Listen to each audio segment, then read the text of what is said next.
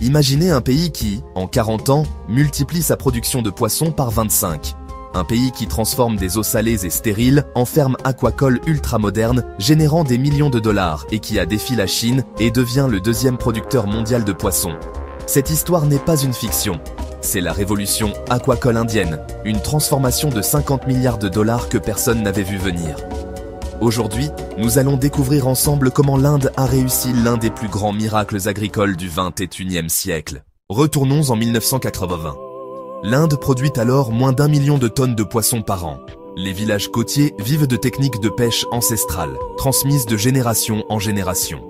Les étangs traditionnels offrent des rendements médiocres, à peine suffisants pour nourrir les communautés locales.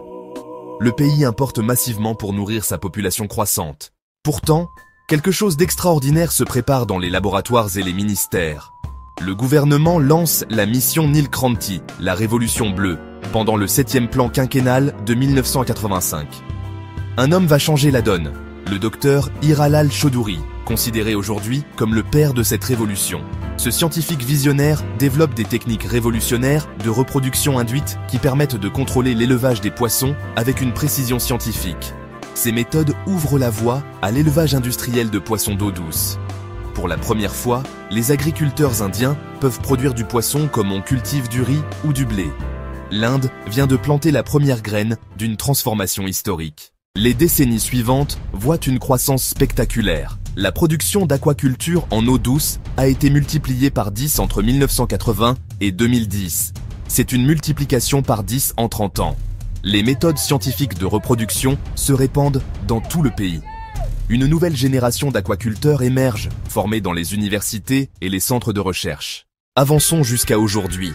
Dans l'état du Gujarat, le docteur Manoj Sharma dirige une opération qui semblerait impossible il y a 30 ans. Cultiver des crevettes sur des eaux autrefois dévastées par le sel, des terres considérées comme mortes, inutilisables pour toute forme d'agriculture. Son entreprise Mayank Aquaculture génère entre 75 et 100 millions de dollars de chiffre d'affaires annuel. 500 agriculteurs y travaillent, transformant ce désert salin en un des sites aquacoles les plus productifs d'Asie. Ces terres mortes sont devenues des fermes, générant des revenus que même les meilleures terres agricoles traditionnelles ne peuvent égaler. Comment est-ce possible? Grâce à une révolution technologique sans précédent qui combine innovation scientifique et savoir-faire local. Prenez le système Biofloc par exemple. Cette technologie révolutionnaire fonctionne sans aucun renouvellement d'eau, résolvant ainsi le problème majeur de l'aquaculture traditionnelle. Des micro-organismes soigneusement cultivés transforment les déchets des poissons en nutriments de haute qualité. Les rendements explosent, 20 à 25 tonnes par hectare et par récolte, soit 3 à 4 fois plus que l'aquaculture traditionnelle. L'investissement initial, certes conséquent, est récupéré en 2 à 3 ans seulement grâce à ces rendements exceptionnels. Mais ce n'est pas tout. Les systèmes RAS, pour aquaculture en recirculation, recyclent jusqu'à 99% de l'eau utilisée. Cette technologie permet même l'élevage de poissons en plein cœur des villes comme Mumbai, Chennai ou Bengaluru. Des fermes aquacoles urbaines produisent que des tonnes de poissons frais à quelques kilomètres des consommateurs. L'adoption de ces systèmes high-tech a bondi de 35% en seulement 3 ans. Les crevettes Vannamei, une espèce résistante aux maladies, ont complètement transformé le secteur des exportations.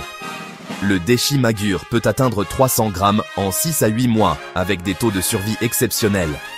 L'Inde ne se contente pas d'importer des technologies. Elle les adapte, les améliore et crée ses propres innovations. Les résultats sont tout simplement spectaculaires.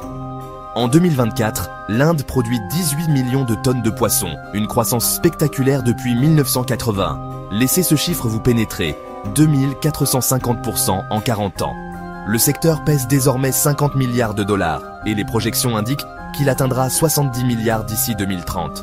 La part de l'aquaculture intérieure a plus que doublé depuis 1980. L'Andhra Pradesh, à lui seul, produit plus de 4 millions de tonnes de poissons par an. C'est plus que la production totale de nombreux pays. Cet État côtier est devenu la capitale mondiale de l'aquaculture, attirant des investissements du monde entier. Les crevettes indiennes dominent désormais les marchés internationaux les plus exigeants. En 2023, l'Inde a exporté pour 7,4 milliards de dollars de produits de la mer vers plus de 100 pays. L'objectif pour 2025 est encore plus ambitieux, 14 milliards de dollars d'exportation, soit un doublement en 2 ans. Le plus impressionnant dans cette success story? L'Inde a obtenu la prestigieuse certification américaine de protection des mammifères marins pour ses exportations de crevettes. Cette certification, qui garantit que les méthodes de pêche respectent la faune marine, a été refusée à des concurrents majeurs comme la Chine, le Mexique et l'Équateur. Cela donne aux produits indiens un avantage compétitif majeur et exclusif sur les marchés occidentaux les plus lucratifs. Les États-Unis, premier marché mondial, absorbent 32,5% des exportations indiennes. La Chine, ironiquement, importe 23,4% de la production indienne. L'Union européenne représente 5,1%, un marché en pleine croissance. Les produits aquacoles représentent maintenant 17% des exportations agricoles totales de l'Inde. C'est devenu un pilier économique majeur, au même titre que le thé ou les épices autrefois. Le secteur aquacole fait vivre entre 28 et 30 millions de personnes en Inde. Ce sont des emplois directs dans les fermes, les écloseries, les usines de transformation, la logistique. Des villages entiers sont passés de l'agriculture traditionnelle à l'aquaculture, multipliant leurs revenus par 10, parfois par 20. Des terres considérées comme improductives génèrent maintenant plus de revenus qu'un hectare de blé ou de riz. Dans le nord de l'Inde, des fermes de crevettes innovantes utilisent l'eau saline souterraine naturellement disponible pour élever des espèces résistantes aux maladies. Ces aquaculteurs ont transformé un désavantage géologique en opportunité commerciale. Cette transformation va bien au-delà de l'économie. L'aquaculture fournit des protéines accessibles et de qualité à 60% de la population indienne, jouant un rôle crucial dans la sécurité alimentaire nationale. Elle contribue à 8% de la production mondiale de poissons. C'est une question de sécurité alimentaire pour 1,4 milliard de personnes. En 2020, le gouvernement indien a franchi un nouveau cap en lançant le Pradhan Mantri Matsya Sampada Yojana, un programme ambitieux avec un investissement massif de 20 050 crores de roupies pour accélérer encore cette révolution bleue. Aujourd'hui, les drones surveillant les fermes depuis le ciel, détectant les problèmes avant même qu'ils ne deviennent visibles.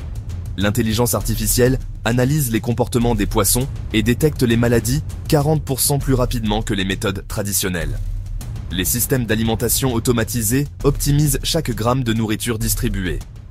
L'Inde n'a pas fini de nous surprendre. Cette révolution bleue prouve qu'avec la bonne combinaison de science, de politiques publiques visionnaires et d'entrepreneuriat décomplexé, on peut transformer radicalement un secteur entier en une seule génération.